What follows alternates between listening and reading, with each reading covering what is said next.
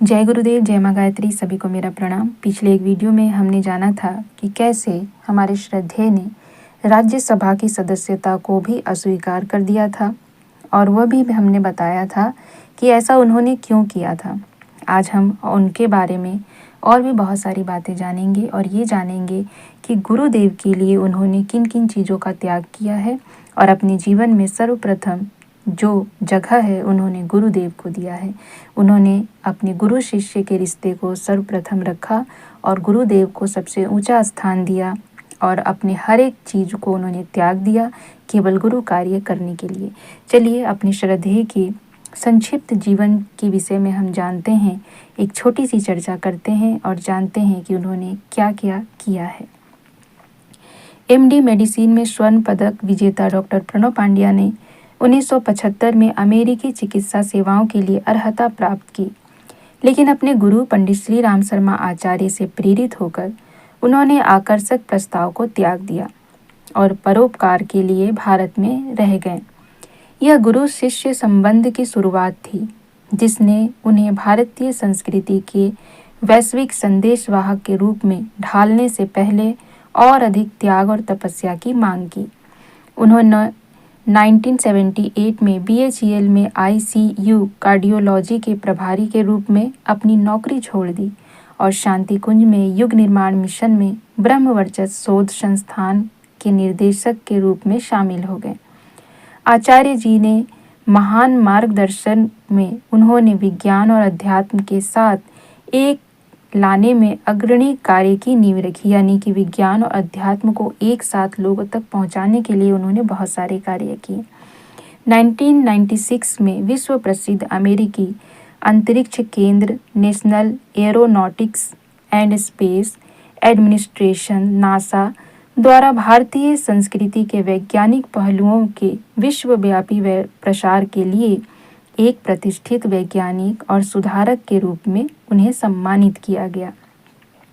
समाज के प्रति विशिष्ट सेवाओं के लिए 1998 में प्रभु प्रेमी संघ अंबाला द्वारा ज्ञान भारती पुरस्कार से सम्मानित किया गया। ये सारे सम्मान हमारे श्रद्धेय को मिला था और भी अनेक सम्मान हैं जो हम आपको यहाँ पर बता रहे हैं। विदेशों में भारतीय संस्कृति के प्रचार प्रसार के लिए FIA federation of Indian association और FHA federation of Hindu association द्वारा 1999 में हिंदू ऑफ द ईयर पुरस्कार से उनको सम्मानित किया गया। 2001 में कोलकाता के बड़ा बाजार लाइब्रेरी संगठन द्वारा भाई श्री हनुमान प्रसाद राष्ट्र सेवा सम्मान से उनको सम्मानित किया गया। उन्हें सेवाग्राम वर्धा द्वारा समग्र जीवन विज्ञान पर राष्ट्रीय संगोष्ठी में लाइफ टाइम अचीवमेंट पुरस्कार से सम्मानित किया गया है। समाज के प्रति विशिष्ट सेवाओं के लिए अहिल्या उत्सव समिति इंदौर द्वारा 2011 में देवी अहिल्याबाई राष्ट्रीय सम्मान पुरस्कार से सम्मानित किया गया। युवाओं के लिए राष्ट्रीय प्रतीक के रूप में सम्मानित और जयपुर में तरुण क्रांति पुरस्कार 2013 में सम्मानित किया गया। तो ये सारे सम्मान उन्होंने हासिल किए, परंतु उन्होंने सर्वप्रथम अपने जीवन में गुरु कार्य को महत्व दिया। डॉक्टर प्रणव पांड्या ने आयुर्वेद, मनोविज्ञान, यज्ञोपैथी तथा ध्यान और प्राणायाम के चिकित्सीय लाभों पर अग्रणी शोध अध्ययन शुरू किए। उन्होंने भारतीय शास्त्रों का गहन अध्ययन और शोध किया तथा आचार्य जी के सानिध्य में वर्ष 1978 से 1990 के दौरान वैज्ञानिक आध्यात्मिकता पर कई पुस्तकों का सहलेखन किया। उनके जीवन का एक और महत्वपूर्ण चरण 1990 में शुरू हुआ, जब गुरुदेव पंडित श्री राम शर्मा आचार्य जी ने महासमाधि ली। इस समय दुनिया भारतीय संस्कृति के आलोक में वैज्ञानिक अध्यात्म पर उनके ग्रंथ का इंतजार कर रही थी। वैश्विक प्रमुख के रूप में उन्होंने 80 देशों में गायत्री परिवार की शाखाएं स्थापित की। अपने प्रयासों को जारी रखते हुए उन्होंने 1993 में विश्व धर्म संसद में भारतीय संस्कृति के वैज्ञानिक पहलू को प्रस्तुत किया। उन्होंने फरवरी 1992 में ब्रिटेन में हाउस ऑफ लॉर्ड्स और हाउस ऑफ कॉमन्स के संयुक्त सत्र को संबोधित किया। गुरुदेव श्री राम शर्मा जी के उज्जवल भविष्य के दृष्टिकोण के वैश्विक संदेशवाहक के रूप में डॉक्टर पांड्या जी ने भारत और विदेशों में युवाओं और प्रतिभाओं को साधना, आत्मानुशासन, उपासना, ईश्वरीय मूल्यों की आराधना और अपनाना और आराधना, निस्वार्थ सेवा के त्रिमार्ग को अपनाने के लिए प्रेरित किया। यानी कि साधना, उपासना और आराधना को अपनाने के लिए प्रेरित किया। उनके गतिशील नेतृत्व में गायत्री परिवार बिरादरी लगभग 90 मिलियन अनुयायियों के साथ एक विश्वव्यापी संगठन के रूप में विकसित हुई है। एक भविष्यवादी के रूप में वे न केवल मानव जाति के उज्जवल भविष्य के बारे में आशावादी हैं, बल्कि अपने लक्ष्यों को प्राप्त करने के लिए किसी भी हद तक जाने का दृढ़ विश्वास भी रखते हैं। उनके अथक प्रयासों में भारतीय संस्कृति के एक अद्वितीय विश्वविद्यालय के रूप में भी प्रकट किया गया। वर्ष 2002 में उत्तरांचल सरकार द्वारा एक अध्यादेश के माध्यम से स्थापित और यूजीसी द्वारा मान्यता प्राप्त यह विश्वविद्यालय देव संस्कृति विश्वविद्यालय, नालंदा और तक्षशिला के प्राचीन गुरुकुलों की तर्ज पर विकसित किया गया। डॉक्टर प्रणव पांड्या जी सच्ची वैदिक भावना से जिए गए समग्र उद्देश्यपूर्ण निस्वार्थ जीवन का एक ज्वलंत उदाहरण है। 1990 से 2005 के बीच भारत और विदेशों के व्यापक दौरे किए तथा भारतीय संस्कृति के आध्यात्मिक पहलुओं के बारे में वैज्ञानिक आधार पर ज्ञान प्रसारित करने के लिए बड़े पैमाने पर कार्यक्रम आयोजित किए। America, Canada, Britain, Denmark, Norway, Australia, Fiji, New Zealand, दक्षिण अफ्रीका, केन्या आदि देशों में गायत्री परिवार की शाखाएं स्थापित की। कैम्ब्रिज विश्वविद्यालय, ऑक्सफोर्ड विश्वविद्यालय, हार्वर्ड विश्वविद्यालय, लॉस एंजलिस में कैलिफोर्निया विश्वविद्यालय और अन्य विश्वविद्यालयों में सम्मेलनों में भाग लिया और वहां पर विशिष्ट व्याख्यान भी दिए। फरवरी 1992 में लंदन में हाउस ऑफ लॉर्ड्स और हाउस ऑफ कॉमन्स के संयुक्त सत्र को भी संबोधित किया।